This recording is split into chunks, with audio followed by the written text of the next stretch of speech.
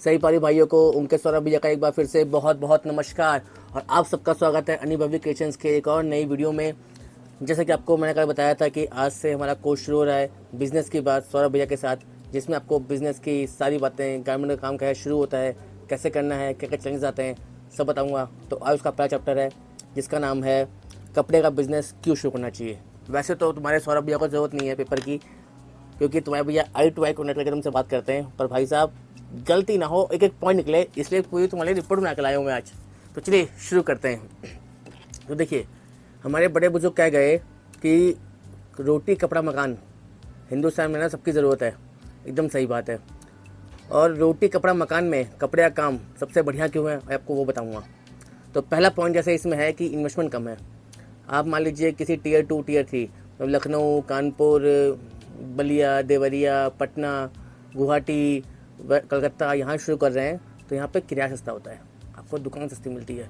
और देखो, आप चाहे दुकान का किराया जितना भी दोगे पड़ेगा पीस पे, अगर किराया कम होगा तो आपका पीस भी सस्ता पड़ेगा आपको।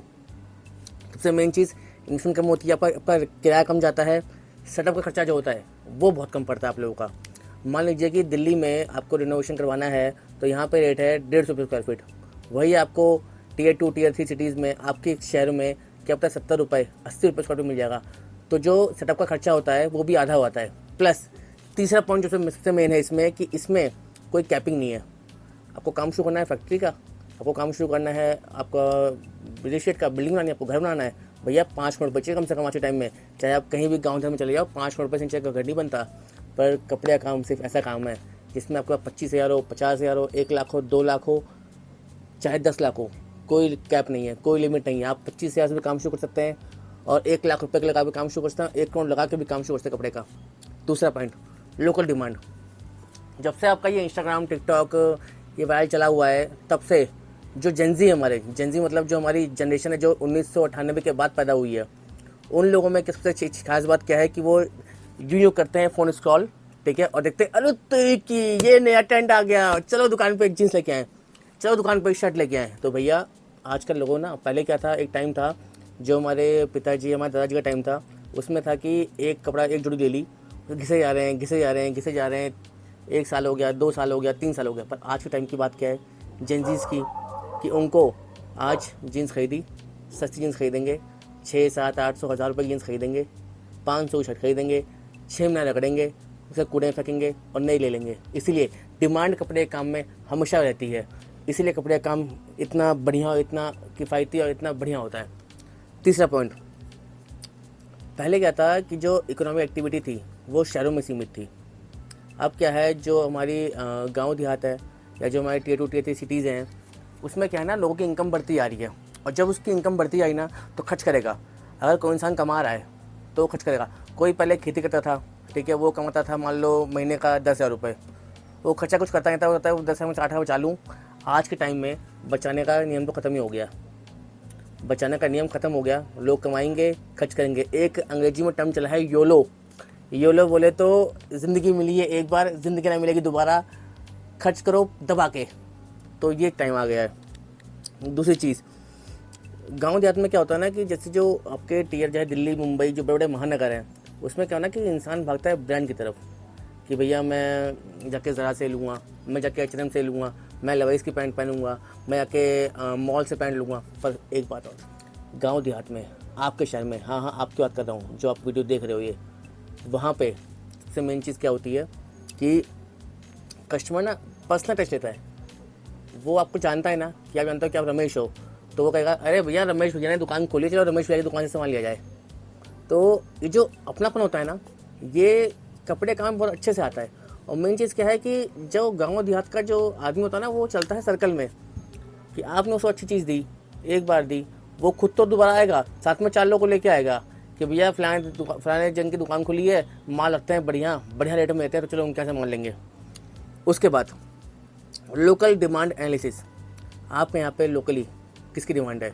स्ट्रेट फिट चल रही है, मॉम फिट चल रही है, ठीक है, नैरो चल रही है, बेल बॉटम चल रही है, आपका मॉम फिट चल रही है, आपका बलून फिट चल रही है, आपका 6 पॉकेट चल रही है, आपका एंकल लाइन चल रही है, फुल लाइन चल रही है। इसकी पता सिर्फ आपको है। जो इतने बड़े ब्रांड बैठे हैं ना, एसी रूम में बैठ के ये डिसाइड करते कि आपके यहाँ चलता क्या है, ये सिर्फ आपको पता है, इसलिए आप उनसे आगे निकल सकते हो कपड़े काम में।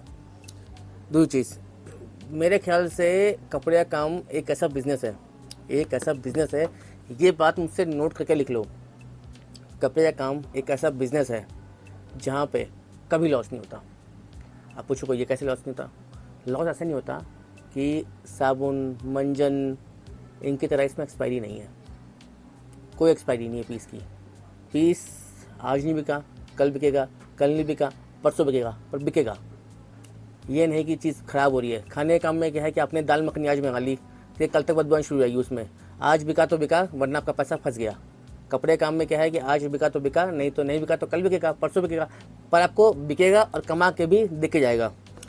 आगे बढ़ने से पहले भैया मैं आपसे कहूँगा कि इतनी वीडियो तो आपने देख ही ली है, तो आशा करता हूँ आपको वीडियो पसंद आ रही होगी। तो एक जोर का लाइक तो दबा दो, दूसरा सब्सक्राइब बटन दबा दो, और घंटा दबाना मत भूलना, क्योंकि घंटा दबाओगे तभी भगवान का घंटा बजेगा और तभी आपके ऊपर लक्ष्मी की माता की आशीर्वाद होगा, और प्लस आपको हमारी वीडियो की नोटिफिकेशन तभी मिलेगी। अगले पॉइंट पे आते हैं। हाँ नहीं, पॉइंट से लाइक करा, सब्सक्राइब करा, नहीं किया ना, करो, वेट कर रहा हूँ मैं। कर दिया? चलो आगे बात करते हैं प्रॉफिट मार्जिन्स की। कपड़े काम में ना मार्जिन्स अच्छे हैं। आप कोई बिजनेस देखिए, 5%, 10% से मार्जिन किसी में नहीं है, किसी में नहीं है। कपड़े का काम ऐसा काम है जिसमें टेलर का 100% तक का मार्जिन है। आप अनुभवी क्रिएशंस पे आइए, हम आपको जीन्स देंगे, आप 250 की लेकर 500 की बेच सकते हैं, 350 जीन्स 700 में बेच सकते हैं। तो ऐसा मार्जिन जिसमें नुकसान भी ना हो, 100% मार्जिन हो, मेरे हिसाब से भैया कपड़े का काम छोड़ के और किसी में ऐसा दम नहीं है।